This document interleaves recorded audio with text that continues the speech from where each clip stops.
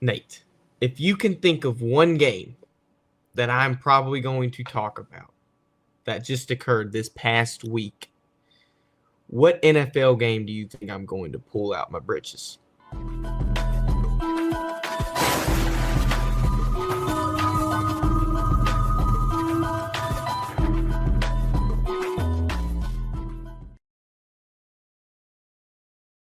If it's not the the Rams and the Bills game, uh, it was some good competition, some good games.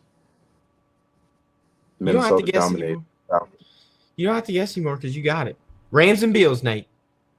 Yes, Josh 44 Allen. 42. The Rams beat the Bills 44 to 42. Both teams combined for 902 yards, 86 points, which is the most in the NFL this season for a game, and no turnovers. This is the first game in NFL history where both teams scored 40 plus points with no turnovers occurring. Josh Allen became the first player ever with 3 pass touchdowns and 3 rushing touchdowns in a single game. I want to talk, kind of give me your thoughts on that game, Nate. I want to kind of give you stats. We talked about how we really don't think Josh Allen deserves MVP. Maybe after this game he does. Let's discuss that. Tell me what you thought about this game, and then I'll give you some stats for the MVP talk. Well, one of the things that's very, very, very, that's amazing is that we talk about Josh Allen and the game that he had. He had an amazing game. Again, to be the only quarterback and the only player in NFL history to have 3 passing touchdowns and 3 rushing touchdowns from the quarterback position. That is mind-boggling. But I think one of the things that we got to also, just put the magnifying glass or shine a light on is that this LA Rams team, their record may not say so, but this team offensively, when they get going, they're gasoline, and all they need is a spark. Puka Nakua, Kyron Williams. I hope I said his name right. Matthew Stafford, um, Cooper Cup. This team has weapons on the offensive side, and defensively, you know what? When they bend, they break a little bit, but if they can, get a couple of, extra possessions for their offense, that we know what their offense can do. The Rams team is a very, very dangerous team. But if we're going to go ahead and go back and let's look at the potential NFL MVP, Josh Allen, another spectacular game, and we've seen what he can do during the season. There's no ever a moment where you can ever question his arm talent, question his physical abilities, question just again his IQ of the game, and question what he brings for this Bills team. I think the only time we got to question something is when it comes to the playoff time. That's always been the thing. We say the same thing in regards to Lamar Jackson. We see amazing, single season and just individual statistics. But what does that amount to? Or what does that measure up when it comes to playoff time? And that's been the thing with Josh Allen, with having prime teams where they're the favorites for the Super Bowl, the favorite to challenge and unseat, the Kansas City Chiefs, and they fall flat on their face. Um, I love what he's doing. He's playing at an MVP caliber rate. We're not going to take that away from him because he is the best player on his team and the most valuable player on his team. Because you take Josh Allen from the Buffalo Bills, they're not 10-3. They're a team that's probably just barely floating over mediocrity. But it's time for him to have the success in the playoffs. Now, I love the way you talked about the Rams. I want to kind of touch on that just real quick because we have a team. The reason that they're kind of stumbling across this season is because their defense is super young. You don't have one of the best defensive players of all time like Aaron Donald anymore on your team, but you might have something just a little bit better, and that's depth. Last year, the Rams had 2 third-round picks. One of them became defensive rookie of the maybe he was in contest for it. I don't think he actually won it. Now you have Kobe Turner, who's a third-round pick from Wake Forest, and you have Byron Young, who was a third-round pick from Tennessee. Now these are 2 guys that are starting right now, second-year players who produced at a high level as rookies and are still continuing to produce. But you think about it and you're like, okay, well, who did the Rams just draft this season? They drafted Jared Verse out of Florida State in the first round, and then they got Braden Mhm. Fisk in the second round, In the also second from round. Florida State. So you now have 2 rookies that are starting. 2 second years that are starting just on your defensive line. This is a young defense. If you can keep all of them in the next couple years, who knows what this Rams team could look like. Right now, they're competing, Exactly. but they could be beating up and bruising on people the next couple years once these guys finally hit their stride. But we talk about MVP. You talk about Josh Allen playing at an MVP caliber level.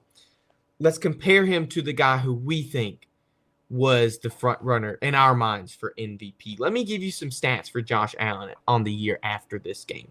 So he's 3,449 yards passing.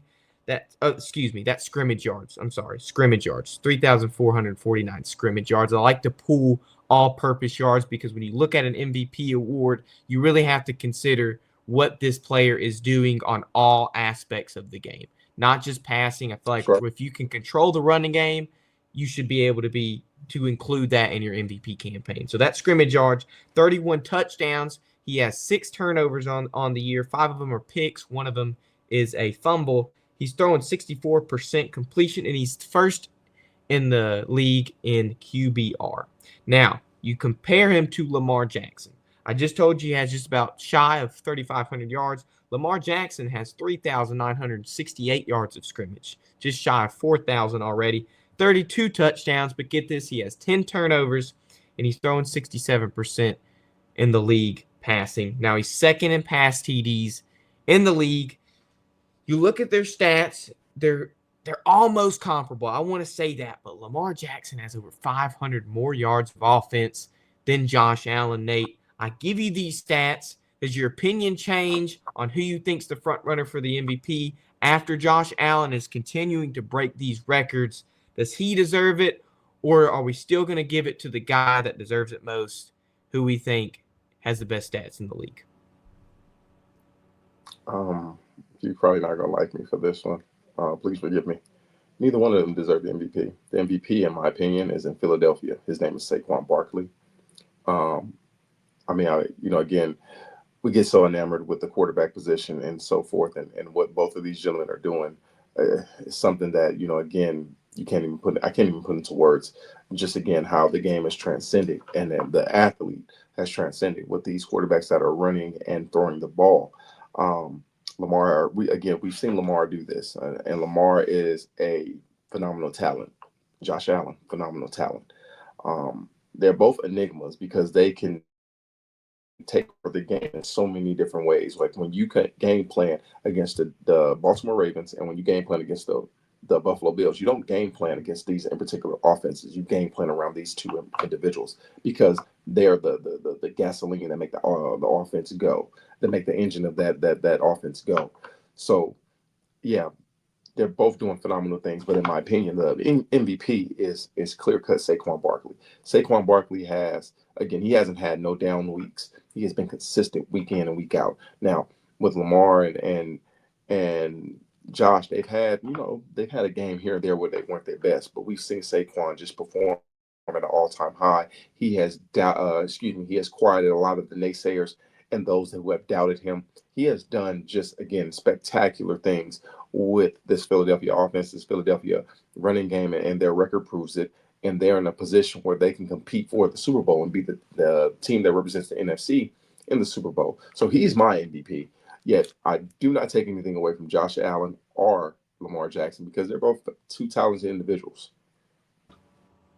While you were talking, I just did some quick maths. Eric Dickerson holds the records for the most rushing yards in a season with 2,105. That was in a 16-game season. Now you have a 17-game season. Saquon has 1,623 yards on the year. I did some quick maths. Saquon needs 482 yards rushing to tie the record. And if he ties it, he'll probably beat it eventually. And then if we have 4 games left of the season, you have 482 yards until you get there. He needs 120 yards rushing at least a game to beat this record. And if it was a 16-game span, he'd need a lot more. So I'm giving you that.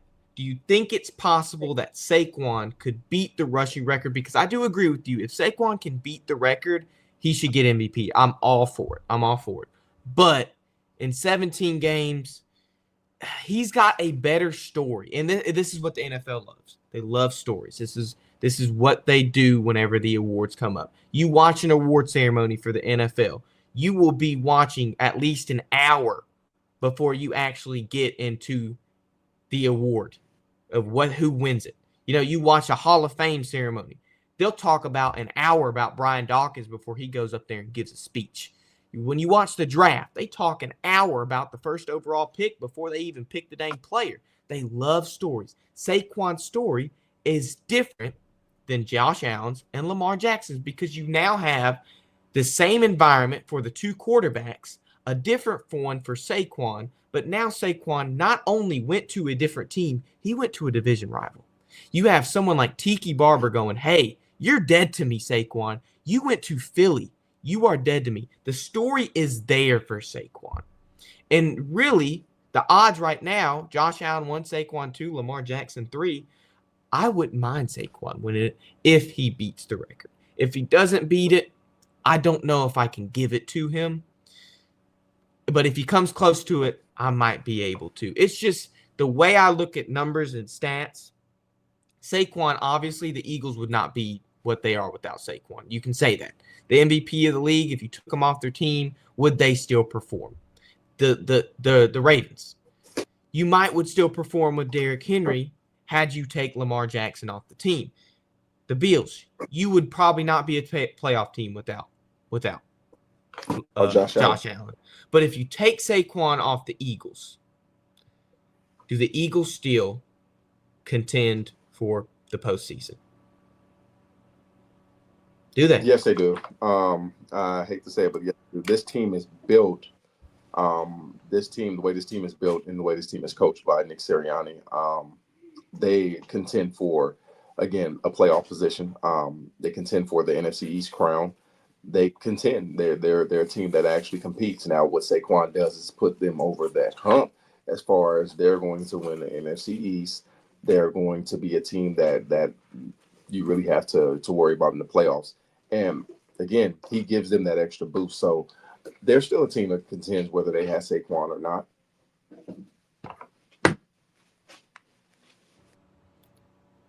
So, and in my eyes, that's why Josh Allen's number one. Because you take him off the Buffalo Bills, and they are not the same team whatsoever. They're not even close to it. You really don't have that much of a run game with I don't want to say that. You have as good as it could be with James Cook. It's serviceable. I'll say that. It does its job. But Josh Allen, you take him off the Bills. You got a different team, Nate. You take Saquon off the Eagles. It's basically the team we saw play in the Super Bowl. You take Derrick Henry off the Ravens. It's basically the same team we saw compete for an AFC championship. So you take these players off, and these teams are still contending for a playoff spot. And so that's what I wanted to get in your head. We'll see what happens when we got 4 more games. We'll have a better narrative and a sense of who we think will win the award come those games. But until then, who's your MVP, Nate? Saquon is really my MVP. He's deserving of it. Excuse me. Saquon is my MVP. That's my MVP. I love what Josh Allen's doing. I love what Lamar's doing. I love what Saquon's doing. What Saquon is doing, especially you broke it down, going from a division to a division rival, and basically all the things, the narrative that was painted for him, and so forth, and how he's changed that, and how he's changed the narrative in itself, and it's just out there playing at an all-time high level. Saquon's my MVP.